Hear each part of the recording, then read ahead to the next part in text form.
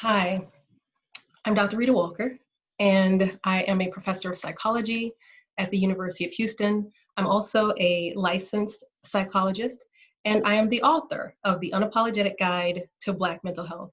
And I'm so very grateful to be here with you all today so that we can talk a little bit about a new idea that I am attempting to thread into our vernacular, into our conversations about just psychological well-being, just more broadly and what that is. So one of the things that I talk about explicitly in the book is this primary notion of psychological fortitude. And I really appreciate um, the message that NAMI New York subscribes to, that is meeting the person where they are. One of the things that I do is to supervise doctoral students who are working on their PhDs, and so they are seeing patients daily and weekly. And oftentimes, I think because of the goal to want to get people to a better place and to feel better, which is why patients come to see us, that because of that goal, it can be easy to lose sight of where people actually are. And many of you know that the best way to be able to help someone is to, in fact, meet them where they are. And so that's what I did with this idea of psychological fortitude. Because one of the things that I know, and that you probably know, is that when people hear the word mental, it sends them running in myriad directions. Mental conjures up ideas of being crazy, of having mental issues, none of which is true, especially to the degree that we assume the word mental means that someone is to be ignored or marginalized or not helped in some way. So in meeting my audience, and particularly for African Americans, where mental health is very much stigmatized, I said, fine, we're not going to use the word mental anymore. We're going to talk about psychological fortitude. And if you'll bear with me for a second, I'll do my best to define it, whereby there are a lot of layers to this thing. So psychological fortitude starts with the notion of a rating. It is a 0 to 10 rating of where a person falls with regard to their ability to be able to think and to be able to think explicitly in the places that matter. So that's work, that is school, that is at home in relationships, that's outside of the home in relationships. It's being able to take care of one's own health. And it's also, perhaps at the end of it, like most importantly, the ability to be able to identify or recognize and achieve our life's goals. I believe that every single human was put on this earth to achieve some goal. And for whatever reason, a number of us are just kind of running around on a hamster wheel, and we feel this pull to be doing something different or to be doing something meaningful, to certainly not be doing what we're doing. But for whatever reason, we're just kind of stuck in a rut. And the thing about psychological fortitude is that it's for anybody. It doesn't have anything to do with mental issues or psychological problems, because the reality is that we each need to use our minds to be able to work and be in relationships. And you know what else? To be able to manage our emotions, because life happens. We have no control, and we know that now maybe more than ever, that sometimes despite our best effort, that we don't have control over what's going on around us. We only have control of what is going on inside of us and who we are.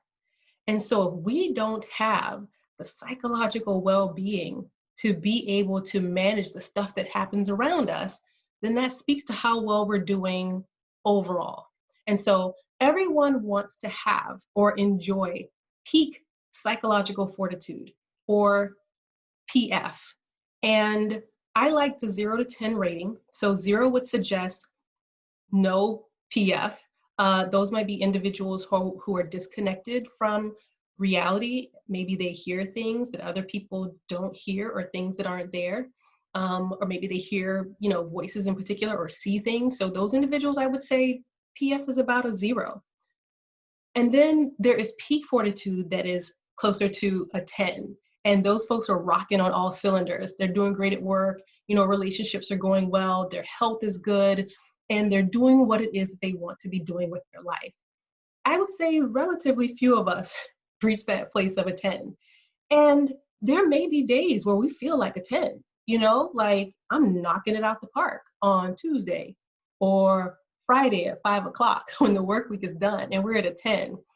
But the importance of the rating scale is to be able to have a moment to moment, day to day assessment of how we're doing. And I would argue that that's what emotional, psychological, mental well being is about, is having an awareness of where we are and then also being able to make adjustments if we're not happy about it. So someone who's, firing on an 8, 9, or 10 on most days, great. But for those of us who may fall closer to 4, 5, or 6, then we may want to first adjust or assess what's going on, and then figure out what kind of adjustment do I need to be able to make, or who do I need to call. And so the thing to keep in mind about psychological fortitude is that it's kind of a balancing act, that on the one hand, there are things that are going to happen and things that we have to contend with.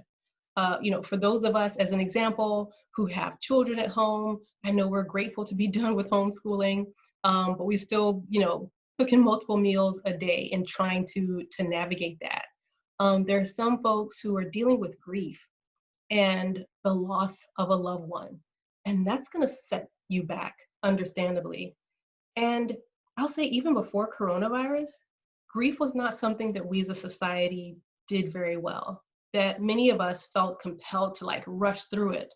And so when we have these moments, weeks or months or a year later, and we're in tears because we're missing that loved one and we're trying to figure out what's wrong with me, well, that's part of the grief process. So grief is already challenging, but even now it's more challenging. But what's important is taking the time to experience the grief, feel the grief, but then maybe try and balance it by thinking about, what do I miss about that loved one? What was wonderful about them? What was special about them? And think about who they were in your life, just as part of the grief process. So again, just recognizing that PF, psychological fortitude, is on a 0 to 10 basis, or I'll offer 0 to 100 because some folks who like to overthink things would prefer to have 0 to 100, and that's fine. It's helpful because one of the things that I know we do in our society is we ask someone how they're doing, and we might get a casual response, I'm doing okay, but that doesn't tell us anything. And so a PF rating allows us to be able to share with other people. I actually had a friend to catch me off guard just a couple of days ago. I was run down. And she said, "Oh, what's your PF?" I'm like, "Great, it's catching on." And I thought about it and I told her I was at a 5. And she said, "Okay, well, it sounds like you need to get off your phone." And she was right. If she hadn't asked about my rating, I might have just said, "I'm doing okay." And then that would have been the end of the conversation. But the PF rating allows us to, one, be able to assess, and then two, make the adjustments, and maybe to help someone else make adjustments. Now, you may be asking, well, how do you make those adjustments? What are the things that we can do?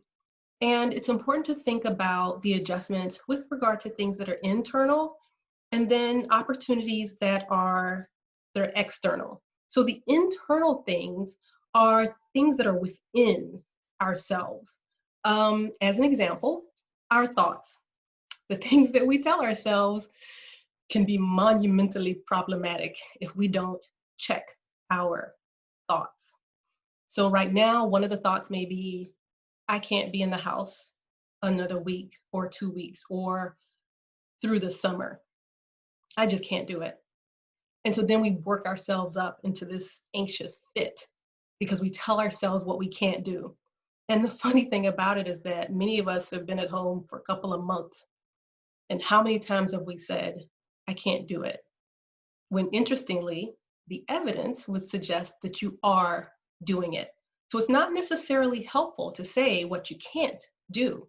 What you might want to substitute is, okay, I can do this for another day, or I can do this for another hour. I certainly sympathize with those who have very young children, who have toddlers, who are very demanding, and trying to balance parenting and to keep your PF at a reasonable level and get some rest and eat well. It's not practical. And so we have to cut ourselves some slack. So being aware of the thoughts, part of being aware is cutting ourselves some slack, because we can't do all of the things that we used to do. And we also don't have those PF balancers that we've been accustomed to having, like happy hour on Thursday, or getting a warm hug from a grandparent or an elderly relative. We don't have those. And so we first have to remove the things that can be problematic, like our thoughts, and then also try and introduce some things that might be more adaptive. And when I say introduce adaptive things, because I realize some folks are kind of packing on the COVID-15. You know what that is? That's the 15 pounds that we've added to help boost our PF, but that may be creating problems in other areas. So something else that's external, that's more helpful or more adaptive, is connecting with friends. Having a Zoom or whatever online meeting, because even though we're doing social distancing, we're not doing, or we're doing physical distancing. It doesn't have to be social distancing. And that's always fascinated me, that when we say that we're doing this distancing, that we somehow think that we have to completely disconnect ourselves from others. But if you need to reach out to someone, give them a call. We've lost the art of making a phone call. But make a phone call, set up a meeting with some friends socially, set up a watch party for an online show. One of the things that I think is most important about this time is that we have the opportunity to be a little bit more creative in ways that we haven't had to do in the past. And so kind of, push the cobwebs aside and get a little bit creative with regard to who we connect with. Maybe there's relatives or friends we haven't spoken to in months or years, and finding ways to connect with one another. So an internal thing is the thoughts. Another internal thing is maybe creating a project. Maybe some of you have already created projects and you haven't made much progress, and that is fine, because wherever you are is fine. But if you think about, I'll feel so much better if I would have accomplished X project. Just think about it. Is there a closet that needs some sorting? Is there another closet that needs some sorting? Or some papers in an office that maybe have gone untouched? If you've already done that or taken care of those things, then you already know what it feels like to achieve some project. For those who've kind of fallen behind a little bit, and I can completely relate, find small steps. So what small thing can you do in this big project? Because if you can achieve a small thing, then you can achieve a series of small things and feel that much better on the end, psychologically, and with regard to your PF, when it is time to safely go back outside. Some of the external things that you can do, and the reason that I say that these are external is because there are things that involve more movement outside of yourself, if we can say that, but some of you might say, well, that's not really external. But going for a walk, because one of the really tough things about the amount of time that we've had to social distance is in fact the amount of time. And so another thing to be creative about is just what we do to shift our perspective. So if you have been mostly indoors, then maybe step outside for a little while. If you're feeling ambitious, go for a short walk. Time yourself. See, I'm going to go for a 15-minute walk. And during your walk, rather than getting in your head about the things that come to your mind, just pay attention to what you see. Pay attention to, the color of the brick on a building.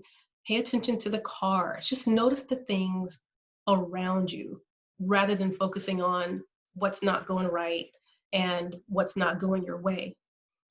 The reason that those things can be challenging is because so much is out of our control right now. And so we want to focus on, things that are either neutral, which, like I said, the things outside, or the things that are more so in our control. And then going outside for a walk, one, it helps to get some, just a different space, but also gets us moving. A lot of us have been a little bit more stationary than is ideal, been sitting a lot, and sitting is generally not ideal for our bodies. And so it's good to just get the body going and get the body moving. All of these things can help to balance out the things that aren't going our way and dragging down our PF so that we can at least keep our PF neutral or raise it a little bit. Now, a lot of these ideas are relatively short term, so maybe they only work for the 15-minute walk. And then you come back and it's like, okay, at least you're not lowering your PF. And maybe you have to find something else. Maybe you go listen to some music. Do you have some music that is your favorite album that you haven't listened to in a while? Listen to some music. For those who are people of faith, I'm always fascinated that people of faith don't necessarily think to pick up their Bible or their Quran or whatever they use in order to be inspired. If they don't want to look at an entire book, then just jot down some text that is inspiring, that lets you know that, things are going to be better at some point, that those persons who are of faith don't have to abandon their faith because they're not able to go to synagogue or because they're not able to go to those institutions where they typically go to be revived. Hopefully there's some option or some access to religious services that are available, but there are other things that we can be doing in between time that will allow us to be able to increase our fortitude. One of the things that I haven't yet mentioned, because it kind of has a double-edged sword, and it's related to television. On the one hand, I think that TV can be a good distraction, especially if you're getting into your head and feeling overwhelmed, then you can turn on the television and watch a show. One thing that I have certainly been encouraging individuals to do is to avoid watching too much of the, say, coronavirus news and updates, because it does get to be kind of overwhelming. And so you can read, say, cdc.gov website and read updates for your state or your county without watching the news, because if you haven't figured it out by now, the news can contribute to dragging down your overall fortitude or your PF. So a little bit of TV can be helpful. Netflix is a great thing, but also balancing that and finding ways to elevate your PF, or at least not to let it slide any lower.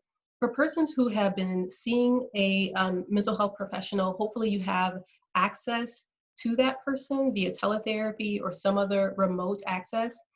For individuals who actually do find themselves in crisis and you don't have anyone to turn to or talk to, and I will say this, because oftentimes when people are in crisis, they think that they have to tell someone else when they reach out for help that they're in crisis.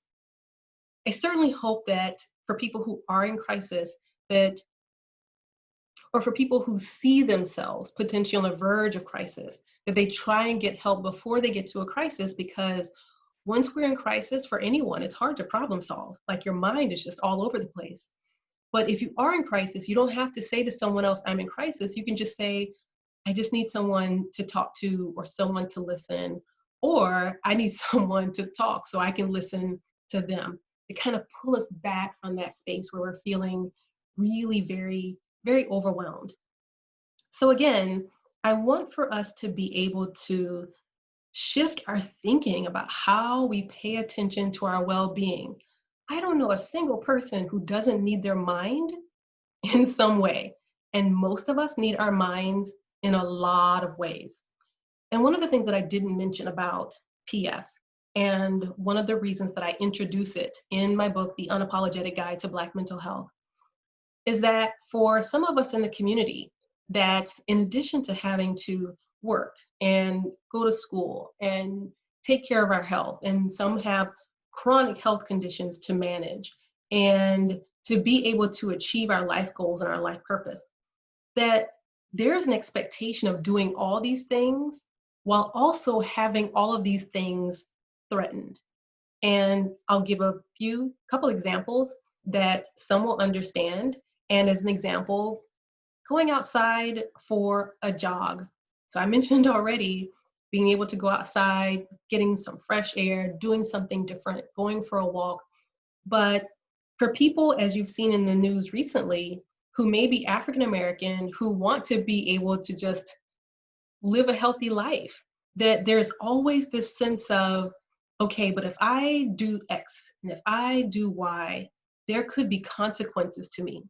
And so there has to be that much added effort to bolster PF, recognizing that there are things outside of our control that threaten psychological well-being.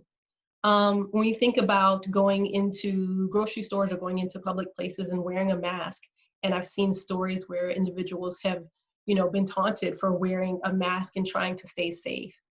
And so at the end of the day, depending on who the person is, unfortunately, we have to work harder to be aware of where we are so that we can try and increase that PF rather than letting it just kind of slide to a place where it's so low that we're in psychological crisis. And not everyone is in the same place. I want to be absolutely clear about that, because two different people can have the exact same experience, and one person just has the wherewithal to deal with it, and the other person does not. And so if one person says that their PF is a 7, and another person who's gone through the exact same circumstances says that they're at a 4 or 5, then it's up to me as the person who's listening to accept them where they are and to meet them where they are and to offer support or to be a non-judgmental listener or say, I can tell you're going through a tough time, and if you need me, I can be there for you whenever you're ready, whenever that is. And we don't have to do anything other than just sit and be.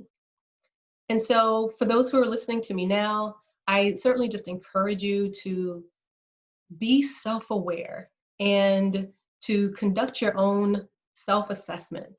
And if you need to make an adjustment, then think about what are some things that I can do. If you need an adjustment, but you're just not up for it, and you just want to stay in bed, then by all means, just stay in bed. But maybe think about what are the things that I could do when I'm up for it. So thank you so much for your attention. I hope you have a great rest of the day.